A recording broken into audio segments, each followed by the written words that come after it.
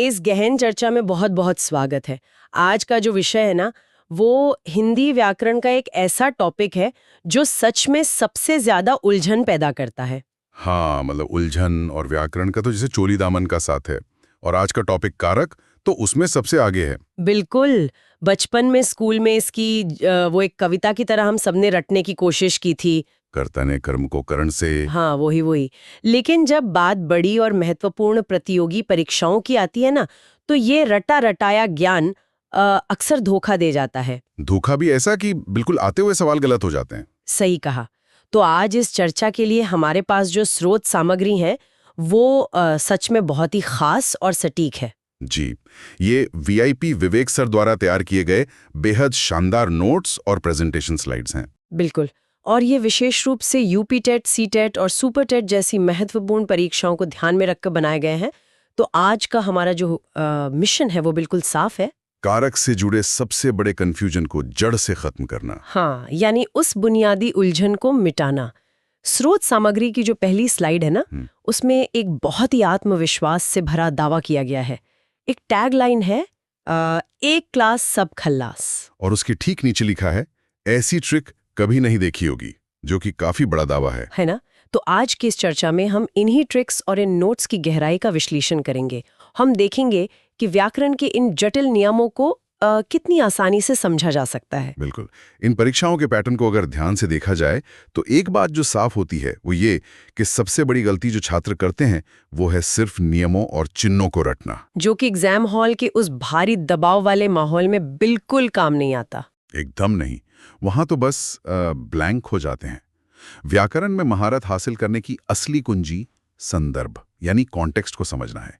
शब्दों के पीछे का भाव क्या है और वाक्य कहना क्या चाह रहा है, ये जानना बहुत जरूरी है। और मुझे लगता है कि आज की इस पूरी चर्चा का मुख्य आधार यही संदर्भ और भाव होने वाला है। हाँ, बिना कॉन्टेक्स्ट के व्याकरण बस एक रटने वाली मशीन बन जाती है। चलिए इस बात को थोड़ा और विस्तार से समझते हैं। नोट्स की शुरुआत में ही उस सबसे बड़े जाल यानी द ट्रैप का जिक्र किया गया है जिसमें अक्सर लोग बुरी तरह फंस जाते हैं। द ट्रैप, ये वही जाल है जहां आते हुए मार्क्स कट जाते हैं? हाँ, और ये जाल वाकई बहुत दिलचस्प है। परीक्षा में जब किसी वाक्य में से शब्द आता है तो अक्सर दिमाग चकरा जाता है कि ये करण कारक है या अपादान। और ठीक वही हाल को शब्द के साथ होता है। को देखकर लोग सोचते हैं कि ये कर्म कारक है या संप्रदान। बिल्कुल, यह दुविधा हर उस व्यक्ति के लिए एक बुरा सपना बन जाती है जो परीक्षा में बैठा हो और टाइम तेजी से निकल रहा हो। ये उलझन बहुत ही स्वाभाविक है क्योंकि बचपन से व्याकरण को मैथ्स के फॉर्मूला की तरह याद करवाया गया है। जब तक इन कारकों का बुनियादी काम यानी उनका फंक्शन नहीं समझा जाएगा, ये जाल हमेशा फंसता रहेगा। तो फिर बिल्कुल शुरुआत से शुरू करते हैं। सबसे पहले बात करते हैं कर्ता कारक की। कर्ता का सीधा सा मतलब है कार्य करने वाला, जो एक्शन ले रहा है या जिसके द्वारा कोई क्रिया संपन्न हो रही है। परंपरागत रूप से इसकी पहचान ने चिन्ह से होती है। और यहीं पर नोट्स में एक बहुत ही शानदार और व्यवहारिक ट्रिक दी गई है। स्लाइड पर बताया गया है कि वाक्य में जो क्रिया है यानी जो वर्ब है उसे पकड़ें और उस वर्ब से एक सीधा सा सवाल पूछें। कौन? बिल्कुल, कौन, या इंग्लिश में कहें तो हु। जो उत्तर मिले वही करता है। इसे एक उदाहरण से समझते हैं जो मटेरियल में दिया गया है। स्लाइड पर लिखा है, राम ने रावण को मारा। अब अगर हम इस वाक्य की क्रिया यानी मारा से पूछें कि किसने मारा या कौन मरने वाला है, तो तुरंत जवाब मिलता है राम ने। तो बिना किसी संदेह के राम यहाँ कर्ता हो गया। ये तरीका रटने की जरूरत को पूरी तरह से खत्म कर देता है ना? एकदम सटीक विश्लेषण है ये ट्रिक इसलिए इतनी कारगर है क्योंकि ये सीधे वाक्य के स्ट्रक्चर पर वार करती है। अब इसी लॉजिकल तरीके से कर्मा कारक को भी देखते हैं। हाँ, कर्मा कारक। कर्मा वो है जिस पर क्रिया का सीधा असर पड़े, यानी जो उस कार्य को प्राप्त कर रहा हो, या जिसे हम रिसीवर ऑफ एक्शन कह सकते हैं। इसकी पारंपरिक पहचान को होती है। कर्मा कारक को स्पष्ट करने के लिए जो तरीका बताया गया है वो भी उतना ही दिलचस्प है। ट्रिक ये है कि क्रिया से पूछें क्या या किसको। इंग्लिश में व्हाट या whom, यहाँ कर्मा हो गया। और इसी तरह अगर वाक्य होता कि शिक्षक ने छात्र को बुलाया, तो हम क्रिया से पूछते किसको बुलाया? जवाब मिलता छात्र को। तो यहाँ छात्र कर्मा है। ये तरीका ना व्याकरण को एक पहेली की तरह सुलझाने का मौका देता है। जो काफी मजेदार है। ये आसान इसीलिए लगता है क्योंकि इसमें एक लॉजिकल दृष्टिकोण है। जब क्या या किसको पूछा जाता है तो सीधे उस ऑब्जेक्ट को टारगेट किया जाता है जिस पर एक्शन का प्रभाव पड़ रहा है। गलती होने की गुंजाइश ही नहीं बचती। अब आते हैं उस सबसे बड़ी पहेली पर, जिसने परीक्षाओं में सबसे ज्यादा परेशान किया है, से की पहेली। हाँ, ये वही ट्रैप है जिसका हमने पहले जिक्र किया था। स्रोत सामग्री में करण कारक और अपादान कारक के बीच के इस अंतर को बहुत ही गहराई से समझाया गया है। सबसे पहले करण कारक की बात करते हैं। इसकी पहचान से या के द्वारा है, लेकिन सवाल यही उठता है कि ये करण वाला से अपादान वाले से अलग कैसे है। यहाँ सबसे आकर्षक बात यह है कि हमें से शब्द को एक चिन्ह के तौर पर भूलकर उसके असली अर्थ और भाव पर ध्यान देना चाहिए। करण कारक में से का मतलब होता है कोई साधन।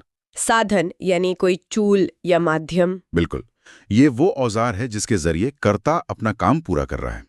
यहाँ नोट्स में एक बेहतरीन कॉन्सेप्ट एंकर दिया गया है। करण कारक में सीधा अर्थ है के जरिए।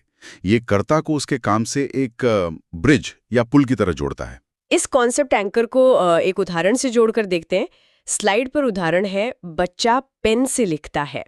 अब यहाँ लिखने का काम हो रहा है और वो काम किस माध्यम के जरिए हो रहा है? पेन के जरिए। तो पेन यहाँ स्पष्ट रूप से कारण कारक हो गया। कर्ता और क्रिया के बीच पेन एक बहुत ही मजबूत जुड़ाव पैदा कर रहा है। वो एक जरूरी उपकरण है। वो एक सकारात्मक जुड़ाव है, हाँ। लेकिन अब अगर हम अपादान कारक की ओर बढ़ें, जिसका चिन्ह भी से ही है, तो व्याकरण की पूरी कहानी और दिशा ही बदल जाती है। एकदम।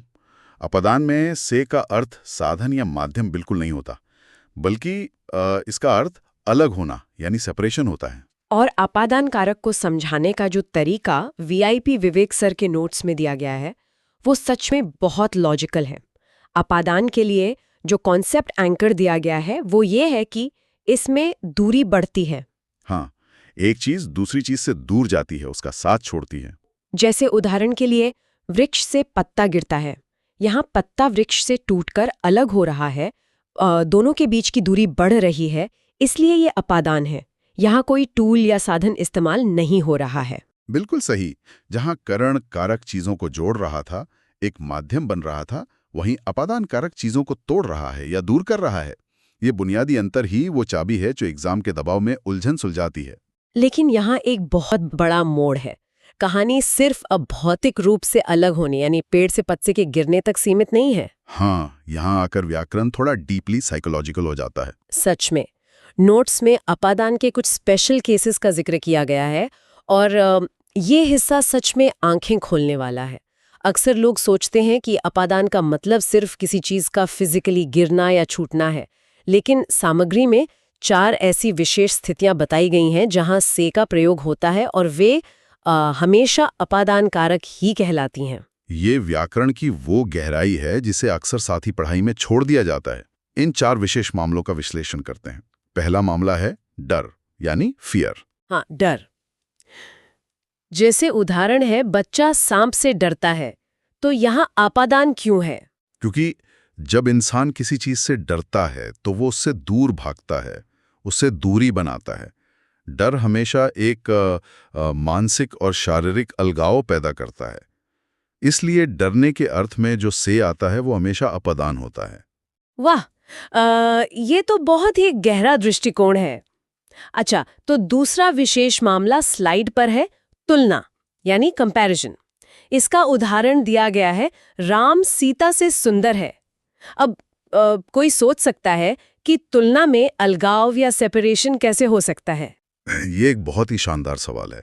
जब 2 लोगों या चीज़ों की तुलना की जाती है तो असल में उन्हें एक दूसरे से अलग खड़ा किया जाता है।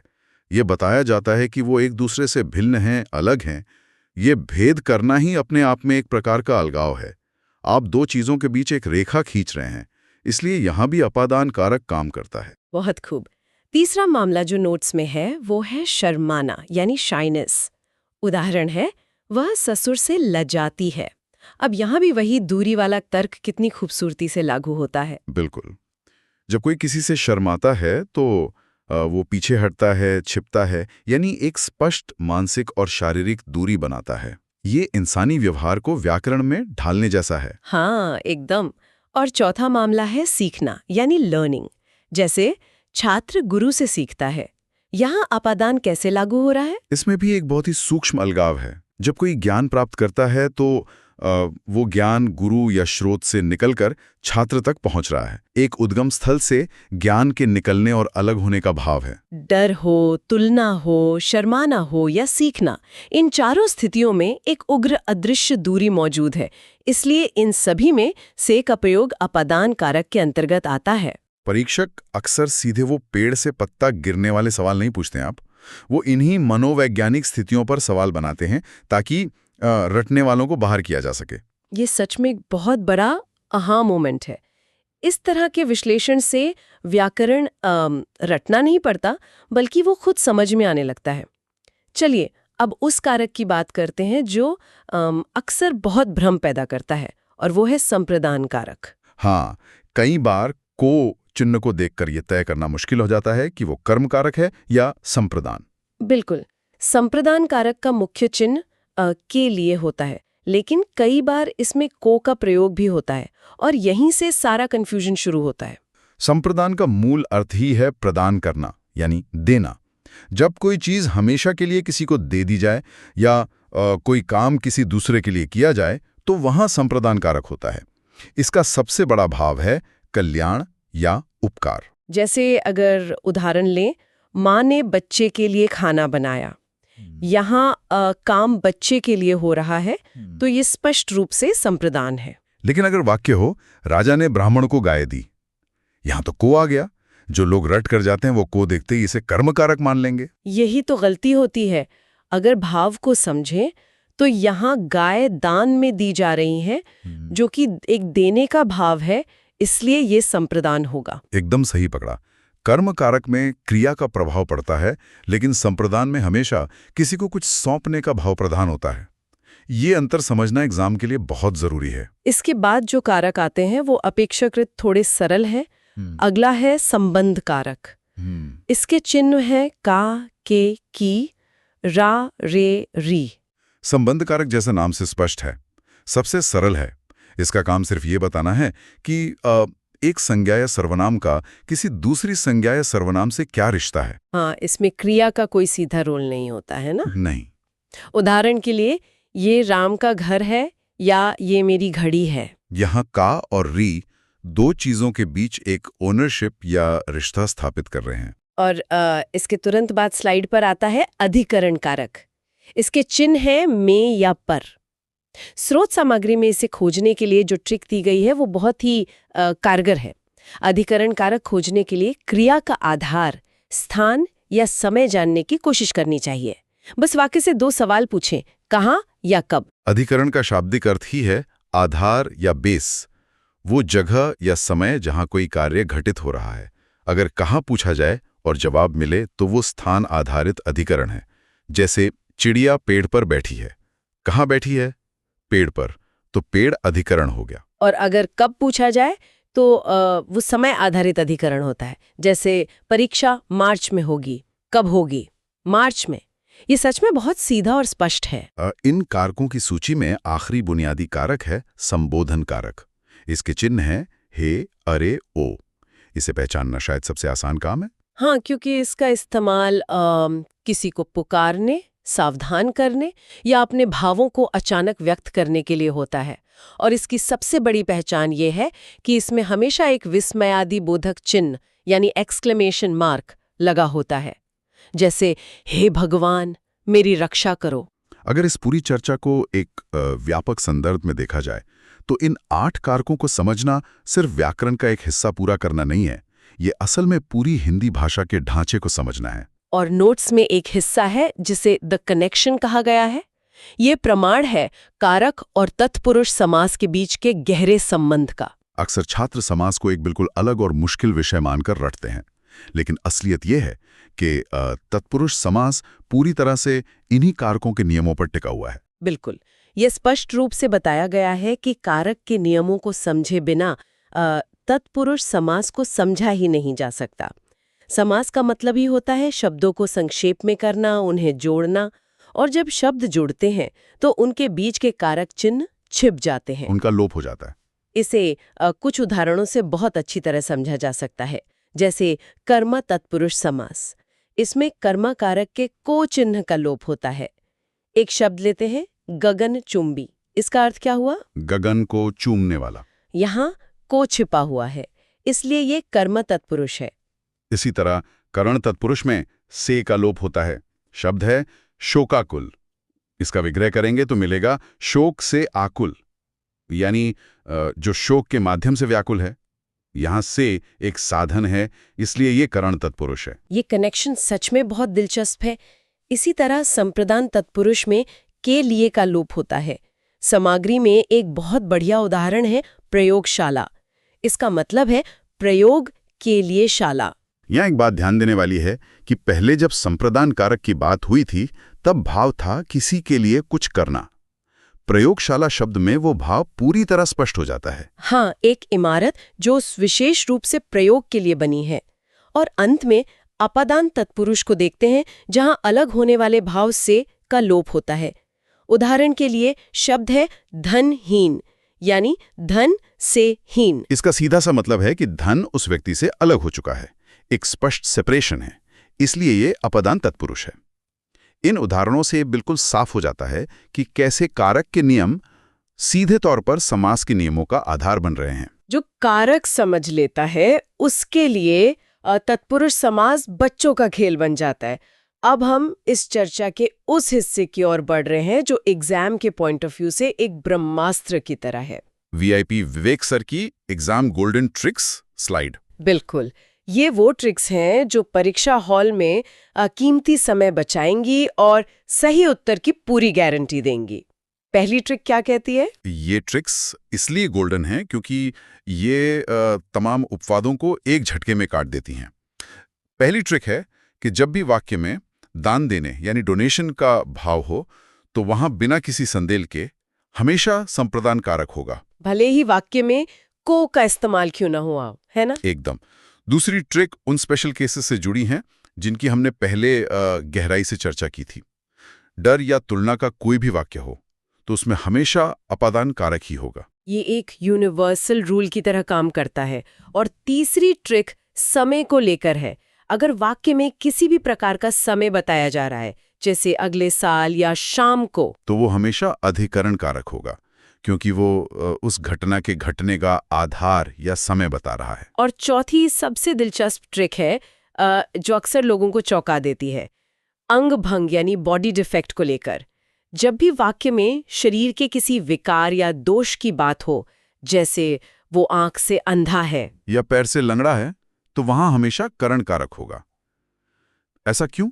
क्योंकि व्याकरण के नजरिए से वो शारीरिक विकार ही वो माध्यम या साधन है जिससे उस व्यक्ति की वर्तमान स्थिति बताई जा रही है। इन सभी ट्रिक्स के पीछे जो सबसे बड़ी टिप विवेक सर ने दी है वो ये कि हमेशा वाक्य का भाव समझें, सिर्फ बाहरी शब्दों पर निर्भर ना रहें। जो सिर्फ को या से देखकर उत्तर लगाते हैं वो गलती करते हैं, लेकिन जो भाव समझते हैं वो कभी मात नहीं खाते। तो इस सब का असल मतलब क्या है? इतनी सारी थ्योरी और ट्रिक्स का लिटमस टेस्ट क्या है? असली परीक्षा तो सवालों को हल करने में ही है।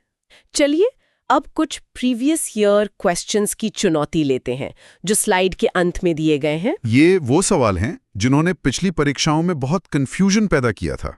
पहला प्रश्न है, चूहा बिल से बाहर निकला। अब यहाँ से लगा है, इस वाक्य में कौन सा कारक है? अगर हम अपने कॉन्सेप्ट एंकर पर वापस जाएं तो हमें देखना होगा कि यहाँ से का असली काम क्या है। क्या बिल कोई साधन है जिसके जरिए चूहा बाहर निकल रहा है? नहीं, चूहा पहले बिल के अंदर था और अब वो उससे बाहर आ गया है। यानी चूहे और बिल के बीच की भौतिक दूरी बढ़ रही है, एक स्पष्ट सेपरेशन हो रहा है। और नियम बिल्कुल साफ है कि जहां भी अलगाव होता है वहां हमेशा अपादान कारक होता है। बिल्कुल सटीक विश्लेषण। अब दूसरा प्रश्न देखते हैं जो यकीनन सबसे बड़ा कंफ्यूजन पैदा करने वाला है। प्रश्न है, गरीबों को वस्त्र दो। यहां वाक्य में को लगा हुआ है। इस को देखकर ही सबसे पहले रटने वाले सीधे कर्म कारक पर टिक कर देंगे और यही वो ट्रैप काम करता है जिसके बारे में हमने शुरू में बात की थी। परीक्षक यही चाहते हैं कि लोग गलती करें, लेकिन यहां हमें अपनी गोल्डन ट्रिक को याद करना होगा। वाक्य का असली भाव क्या है यहाँ वस्त्र दिए जा रहे हैं। गरीबों को कपड़े सौंपने की बात हो रही है। यहाँ स्पष्ट रूप से दान देने का भाव है, और नियम कहता है कि जब भी दान देने का भाव होता है तो वहाँ संप्रदान कारक होता है। इसलिए सही उत्तर संप्रदान होगा, ना कि कर्म कारक। क्या बात है!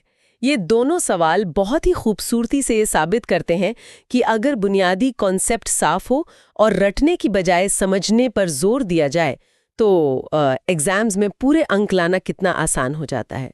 स्लाइड के अंत में वीआईपी विवेक सर का एक संदेश भी है।